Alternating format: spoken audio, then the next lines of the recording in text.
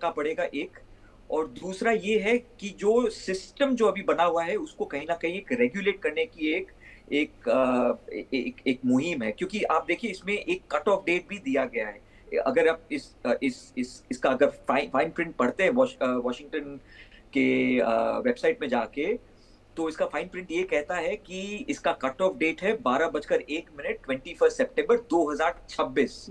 मतलब 2026 तक ये पर्टिकुलर पॉलिसी लागू रहेगी। अब उसके बाद में एक्सटेंशन होता है कि नहीं, वो एक अलग अपने में डिबेट है। ये अभी मतलब लीगली इसको चैलेंज किया जाएगा कि नहीं, वो भी एक अपना डिबेट है।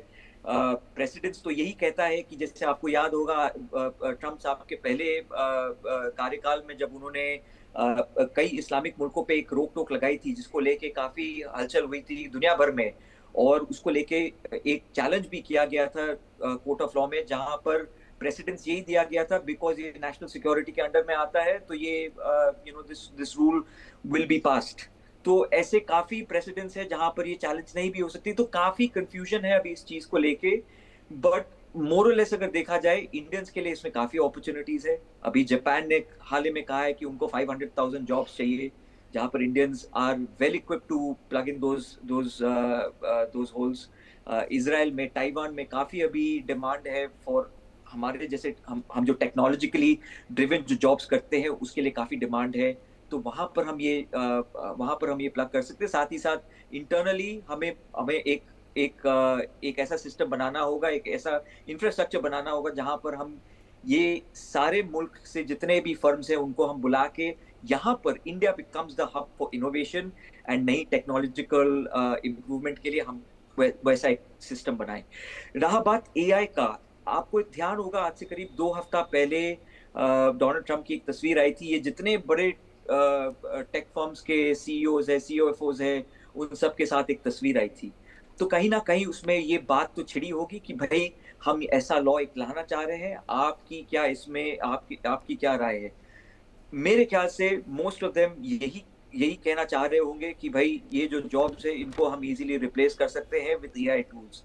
पर मेरा मानना यहाँ पर ये भी कहता है कि एआई टूल्स या जो एलएलएम मॉडल्स है इतने इतने इजीली ये जॉब्स को रिप्लेस नहीं कर सकती, क्योंकि एलएलएम मॉडल्स में अभी भी ये काफी नेसेंट स्टेज पे है।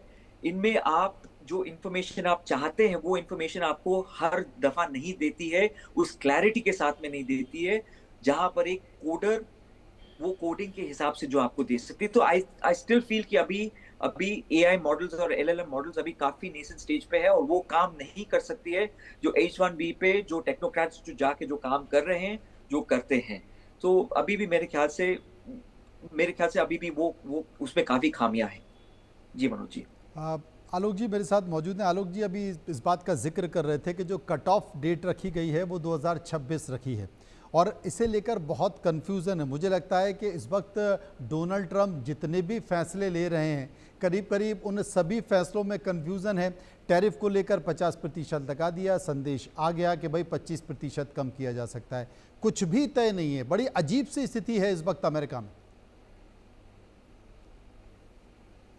आलोक जी देखिए मनोज जी, यदि इसलिए हंसी आती है, मैंने ऐसा राष्ट्रपति हाँ मनोज जी मैं कह रहा हूँ कि जिस तरह से ये स्थिति है, ऐसा ट्रम्प की तरह से कोई राष्ट्रपति मेरी याददाश्त के हिसाब से पिछले 50 साल में तो नहीं आया। मुझे नहीं मालूम उसके पहले कोई रहा हो, क्योंकि इस तरह का तुगलक बादशाह जैसा होता है ना कि आज दिल्ली चलो कल दौलताबाद में राजधानी बना लेंगे। माने हमारे भारत के साथ नहीं है, चीन के साथ भी ये करता है, यूरोप के साथ कर रहा है। ब्रिटेन को कभी डराता है, कभी जर्मनी को डराता है, कभी फ्रांस को डराता है। ये ठीक है कि यूरोपीय उनके साथ एक पुराने संबंध उनके हैं और हमारे साथ भी पुराने हैं। तो लेकिन उनकी जो पॉलिसी है, एक तो ये जो अगली बार रिपब्लिकन के लिए एक बड़ी चुनौती हो जाएगी जो भी, इसीलिए एलन मस्क ने अलग से पार्टी बना लिया। मैंने एलन मस्क तो सबसे करीब है ना, भारतीय को छोड़ दीजिए। हाँ, लेकिन एक बात है, ये मानना होगा कि भारत में इसका कुप्रचार करने के लिए राजनीति उपयोग करेंगे। दूसरा, विदेशी जो मुद्रा जो अभी हर साल जो भेजता है, ये हम कह सकते हैं कि भाई जो इतना पैसा भारत वहाँ से जो अपने लोग भेजते हैं, जो कमा रहे हैं, वो नहीं मिलेगा। तो जैसे कहते हैं इस साल घाटा है, अगले साल फिर उसको देखा जाएगा।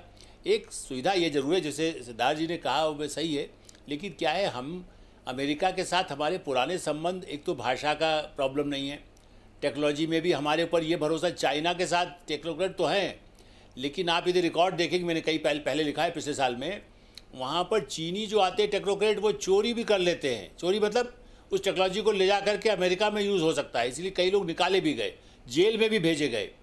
बल्कि इस चक्कर में एक आध भारतीय को भी, कुछ साल पुरानी बात है, कोई ये आरोप लगा करके कि तुमने यहाँ की हमारा ये फार्मूला दूसरे को बताया रखा, बाद में वो मामला सिद्ध नहीं हुआ तो छूट गया। तो एक यहाँ समस्या ये है कि आप यदि जो कह रहे हैं कि केवल अमेरिकन करेगा, अमेरिकन नहीं जानता, और दूसरा चीनी पर आप कितना वो लोग भरोसा करेंगे, या मैंने जैसा कहा कि वो चीन वाला ही वो कंपनी यदि वहाँ कहेगा ठीक है, एलन मस्क जैसे अपना वहाँ बेचते हैं सबसे अधिक सामान, कार बेचते हैं, तो वो उनकी कंपनियाँ चीन चली जाएंगी, अफ्रीकन चली जाएंगी, यूरोप के, अभी ब्रिटेन के पास भी बहुत स्थिति, उनको चाहिए पैसा, ट्रम्प अभी गए थे कल 2-4 पिछले हफ्ते ही। ऐसी स्थिति में मेरा ऐसा मानना है कि ट्रम्प आत्मघाती कदम उठा रहे हैं भारत को, बल्कि भारत में इसीलिए लोगों को समझाने की जरूरत है कि अपोजिशन वाले जो हर चीज़ में राजनीति करते हैं, सोचना चाहिए कि नहीं नहीं भैया, ट्रम्प का बेड़ा गर्क हो रहा है ना, भारत का बेड़ा गर्क मत कहो। ठीक है, थोड़ा समय तो होता है जिनके मन में आकांक्षा अमेरिका ही जाके रहेंगे। अरे आप इसको छोड़िए ना, टूरिस्ट वीज़ा के लिए कितनी दिक्कत हो गई है जी। आप आज मनोज जी मांगेंगे, आपको 6 महीने लगेंगे अब मिलने के लिए, टूरिस्ट वीज़ा नहीं मिल रहा है। तो अमेरिका क्या चाहता है? टूरिस्ट नहीं आएगा तो उनका इकोनॉमी, हमारे नुकसान क्या होगा? हम कहेंगे दूसरी जगह जाओ, भारत में घूमो ना, अच्छा अच्छा है, जो प्रधानमंत्री नरेंद्र मोदी कहते हैं। इसलिए सेल्फ रिलायंस का जो हमारा टारगेट है, उस दृष्टि से निश्चित रूप से भारतीयों को थोड़ा सा यदि सेक्रीफाइस तो करना हो सकता है, साल 6 महीने आप हो सकता है। कई बार आप कोविड में आपने कहा ना भाई, इस समय लोगों की तनख्वाह थोड़ी कम हो जाएगी तो काम चल जाएगा। ऐसे ही ये एक तात्कालिक समस्या है, लेकिन स्थायी रूप से अमेरिका को ही ज़्यादा नुकसान होगा। इसलिए नहीं कि मैं भारतीय हूँ, प्रैक्टिकली ये बिजनेसमैन से भी कहेंगे। दूसरा, आज अंबानी या टाटाज या हिंदुजाज, इनका भी इन्वेस्टमेंट अमेरिका में है, इनकी भी कंपनियों के वहाँ पर होता है, चाइना में भी हमारे लोग हैं। तो मेरा ये कहना है कि इन्वेस्टमेंट भारत वाला भी फिर क्यों करेगा वहाँ? वो जिसको जॉब देने की बात कर रहे हैं, हमारे कई ऐसी कंपनियां हैं जो भारत और अमेरिका के मिलकर करते हैं। फार्मास्यूटिकल्स में सब ज़्यादा भारत पर निर्भर करता है, उनकी कंपनियां एबोट और दुनिया भर की कंपनियां भारत में उनका पैदा कर दी है, तो वो लोग यहीं पैदा करेंगे और यहाँ से ले जाएंगे। तो मुझे लग रहा है कि इससे नुकसान अल्टीमेटली ट्रम्प, तो वो खाली जो बिल्डर होता है ना एक छोटा मोटा, वो उस तरह से सोचते हैं, मतलब लगता नहीं है कि वो राष्ट्रपति हैं। वो सोचते बस आज ये रात को ये करना है, रात को बिल्डिंग को तोड़ देना है, फिर दूसरी ईंट खड़ी कर देना है। तो मुझे लग रहा है कि ये नुकसान भारत को कम है, लेकिन हाँ, आत्मविश्वास और आत्मनिर्भरता दिखाने की और लोगों को समझाने की आवश्यकता थोड़ी तो होगी। ये बहुत बड़ी महत्वपूर्ण बात कही है। गोयल साहब मेरे साथ मौजूद हैं। गोयल साहब, जिस बात का जिक्र हम सब कर रहे हैं, और मुझे लगता है कि एक व्यंग्य के तौर पर माना जाए कि अगली बार हो सकता है कि अमेरिका में ये नारा चले कि चैन से सोना है तो ट्रम्प को मत चुनो, क्योंकि सारे अमेरिका में बड़ी अजीब सी स्थिति होने जा रही है। और अमेरिका के लोग आता ही नहीं है, वैसे भी तीसरी बार नहीं आता है। सोकर उठे और पता नहीं ट्रम्प सुबह उठकर कौन सा फैसला ले लें।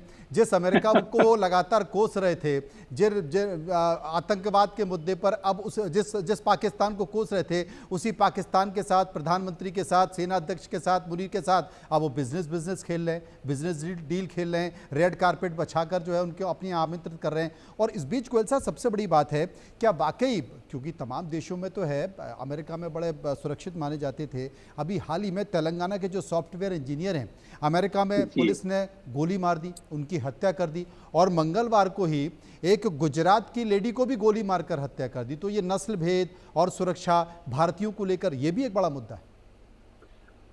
जी बिल्कुल ठीक कहा आपने मनोज जी। मैं आपके माध्यम से 2 चीजें कहना चाहूंगा। मैं ट्रम्प की बात छोड़ता हूं, क्योंकि ट्रम्प विल रिमेन ट्रम्प। वो कल क्या कर रहे हैं, आज क्या कर रहे हैं, परसों क्या करेंगे, वो मेरी समझ से बाहर की बात है, तो छोड़ देते हैं। हमें अपने आप को संभालना है। तो जब मैं एक चीज कहना चाहूंगा, मेरा अपना खुद का एक्सपीरियंस है। राजनीतिक के तौर पर हमने बाहर भी काम किया है, यहाँ पर भी काम किया है। एक कॉन्सेप्ट होता है परचेसिंग पावर पैरिटी, जिससे कि जीडीपी को कंपेयर करते हैं। हमारी जो परचेसिंग पावर पैरिटी है वो 4 के करीब है, जिसका मतलब ये है कि अगर हमारी जीडीपी इस टाइम पर 3 ट्रिलियन है, वो पीपीपी के बेसिस पर 12 ट्रिलियन करीब हो जाती है ये। इसका मतलब ये है, देखिए, कि जिसको वहां पर अमेरिका में तनख्वाह मिलती है $10,000, लेकिन इंडिया में आने पे तनख्वाह मिलती है $3,000 या $4,000 रुपये मिलेगी, 3.5 लाख या 4 लाख रुपए। उसके 3.5 या 4 लाख रुपए भारत में एक्चुअल वैल्यू में वहां के अमेरिका के $10,000 से ज्यादा है ये।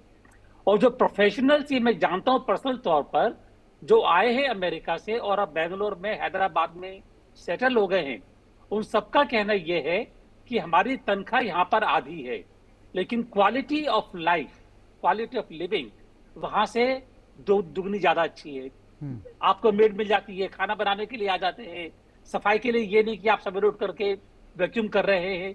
वो सब जो सुविधा यहाँ पर मौजूद है वो अमेरिका में नहीं है। ये तो मैं ये समझता हूँ कि आपके माध्यम से जो हमारे भारतवासी हैं, जो भारतीय सिटीजन्स हैं, जो परेशान हो रहे हैं कि अब हमारे को H1B वीजा नहीं मिलेगा तो हम क्या करेंगे, उनको एक संदेश पहुंचाया जाए कि अल्टीमेटली अमेरिका के पास कोई ऑप्शन नहीं होगा बजाय इसके कि वो जॉब ऑफशोर करें। तो आपको वही जॉब अमेरिका के बजाय भारत में भी वही जॉब मिलेगा। आपकी तनख्वाह आधी होगी लेकिन क्वालिटी ऑफ लाइफ अच्छी होगी, बहुत बेहतर होगी, और आप सेफ होंगे, अपनी कल्चर में रह रहे होंगे। वहां पर ये नहीं कि जो अमेरिका में बोलते हैं you go back to your country, यहाँ पर ऐसा तो नहीं होगा ना। सही बात। तो मेरे ख्याल है ये संदेश जाना चाहिए कि आप खुश रहेंगे, ज्यादा अच्छा काम करेंगे, तनख्वाह आधी होगी लेकिन उसकी कीमत अमेरिका से बहुत ज्यादा होगी जी। तो मैं समझता हूं कि एक जो दुख है थोड़ा इसका वो काफी कम हो जाएगा जी। और मुझे लगता है कि शायद अपने देश में बहुत सारी चीजें भी हैं जिसका जिक्र अब